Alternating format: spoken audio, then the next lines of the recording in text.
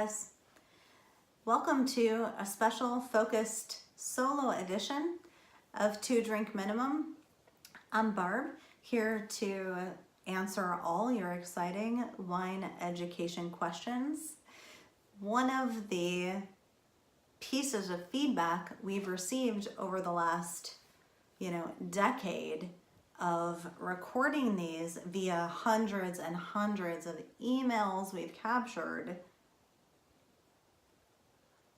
is a little more focus, a little more education, less kitschy, less conversational. So I want to take a few minutes, and I promise just a few minutes, to talk to you a little bit about wine, briefly, educative, the basics. So today my focus is on one varietal in particular, and it is inspired by a special bottle I opened today for some colleagues and friends and was privileged to take home and am enjoying now. So the grape in question is, gun to my head, stranded on a desert island, what would I choose?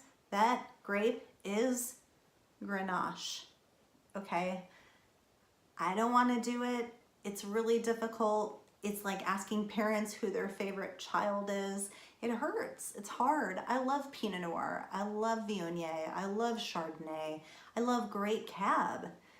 But man, if I could only choose for the rest of my life one grape, it would be Grenache, because it's so versatile. It's so wonderful from different climates. It's accessible in its youth, but also cellarable, and it makes wines in many, many different styles from many different regions. Tonight, I was inspired by this single vineyard version from Central California by a winery called A Tribute to Grace. I'm gonna look them up and tell you a little bit more about them later, but this one is from the bigger region called Santa Ynez, down there by Santa Barbara, and this one is Via Caprice Vineyard. Specifically, this winery seems to do some really cool things with vineyard-focused Grenache, which I love. They've got stuff up in Dry Creek, all throughout North Coast and Central Coast California, including this one, and I'm so uproariously happy with it. I had to talk to you guys about it tonight. So Grenache.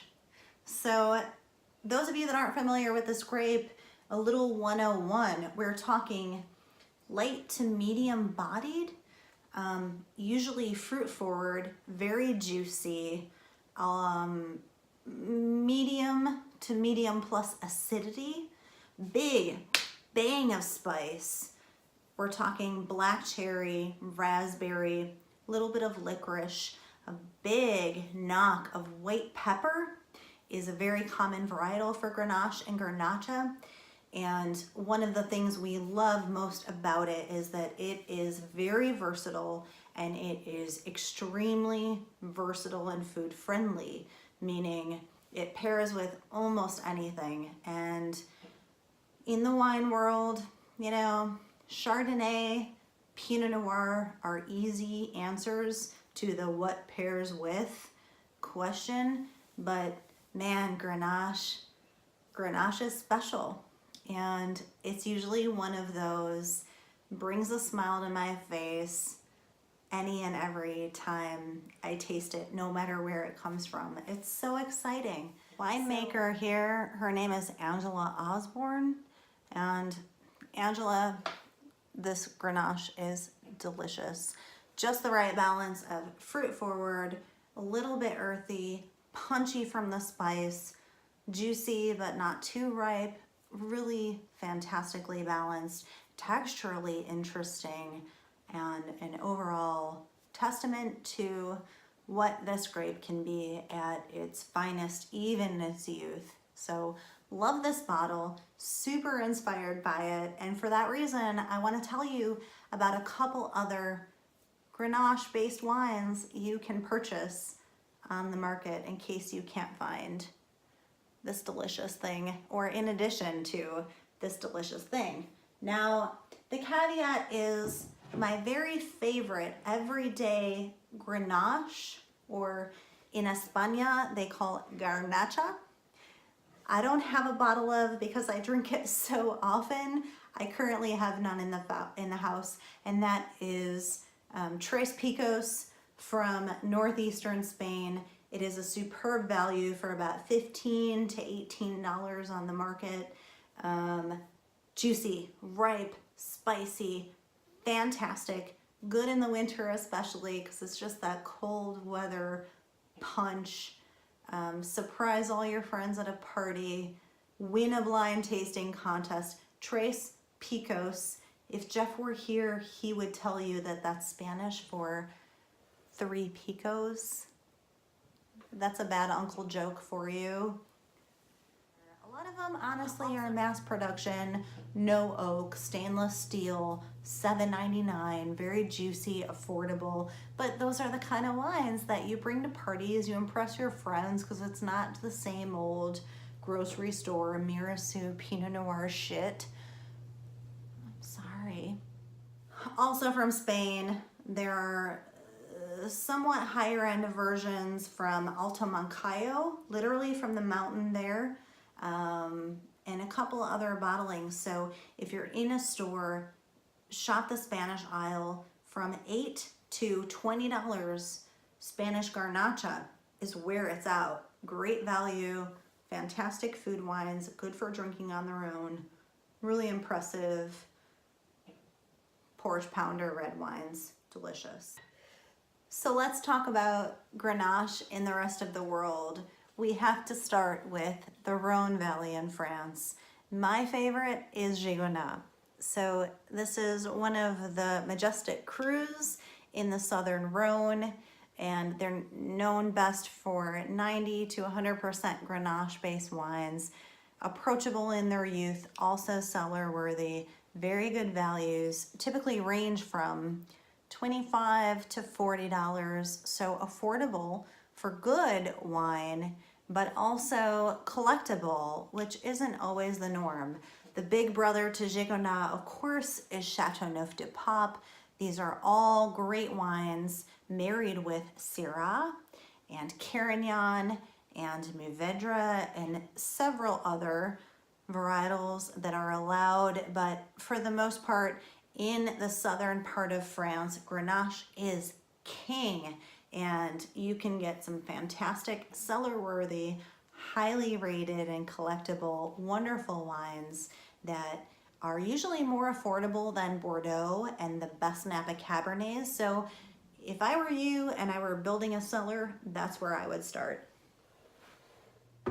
In the rest of the world, we're gonna talk a few other regions.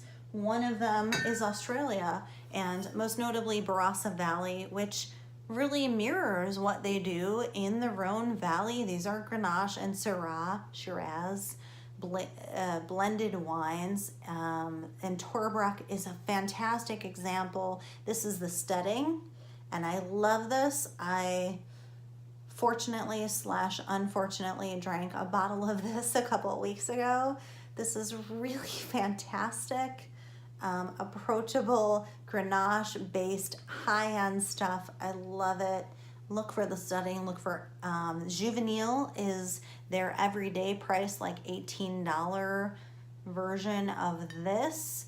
But Torbreck makes great wines. Anything they do, you can't go wrong. And they're best known for Shiraz based, but as this is Grenache episode and I'm a Grenache hound, I gotta talk to you about the Stedding. This is like 80% Grenache, and it's really fucking good and not that expensive.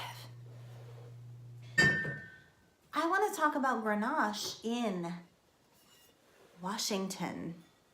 I think someday when the book is written on Washington wine, Grenache is gonna be the thing. I really believe that. They're doing all kinds of things in Columbia Valley, okay? There's Cab, there's Merlot, Chardonnay, Riesling, Syrah, Grenache. Columbia Valley is giant, guys. We're talking about the Cascades all the way east to the border of Montana. It's giant, and all the way down south to Oregon.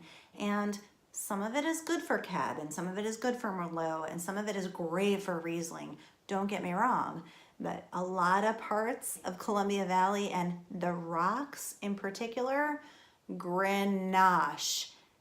If you have money to invest in wine, do it in Grenache in Washington State for like your children's children's children.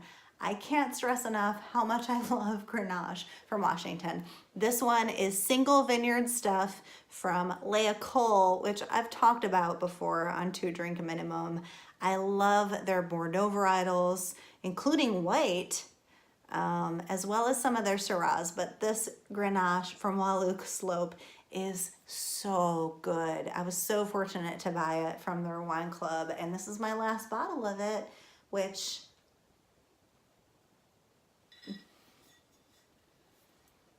you couldn't pry it from my dead cold hands. You couldn't. I love it. All over the world, let's talk about Italy, where in Sardinia, one of the islands, they call it Cananao. Really wonderful, affordable, more like Côte du Rhône or domestic priced wines.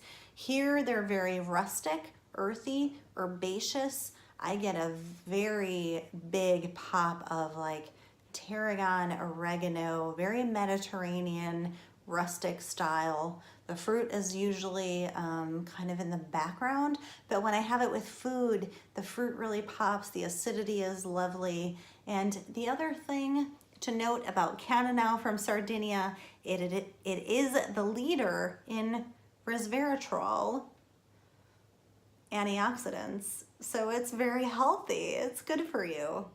So if you're drinking red wine for your health, this is what you should drink. It still has alcohol in it. You should drink orange juice and water. But if you want to drink red wine for your health, Cananao de Sardinia study like years ago talked about this. Stella Mosca, this is a good example of it. It is a little more earthy, more rustic, somehow notoriously Italian and notoriously Grenache. Bang of spice, little leafy, little bit animal for my taste on its own. But with food, the acidity really balances everything out and it's quite delicious. You can pick this up for about $15. Okay, lastly, quickly, I want to talk about what else rosé is capable of, which is, as any red varietal, but even more popularly, dry rosé. And this category, as we've discussed before, is on the rise throughout the country, about 400%. That's not an exaggeration, kids. This one happens to be Mourvedre and Grenache from Walluk Slope in Washington, basically Rhone varietals in rosé form. It was one of my wines of 2018. Dry rosé measures right up there with some of the best Bordeaux, best Priorat, best Napa Cabs I had, and this is a really good indication of why it can be approachable and fruity and frisky and delicious, but also sophisticated and wonderful and something to blog about and tell your friends about. Dry rosé is here to stay, kiddos, and Grenache is one of the really good reasons why. This one is Gilbert Cellars. I bought everything I could of the 2017 vintage and I look forward to the next one. I hope you can find it too. Otherwise,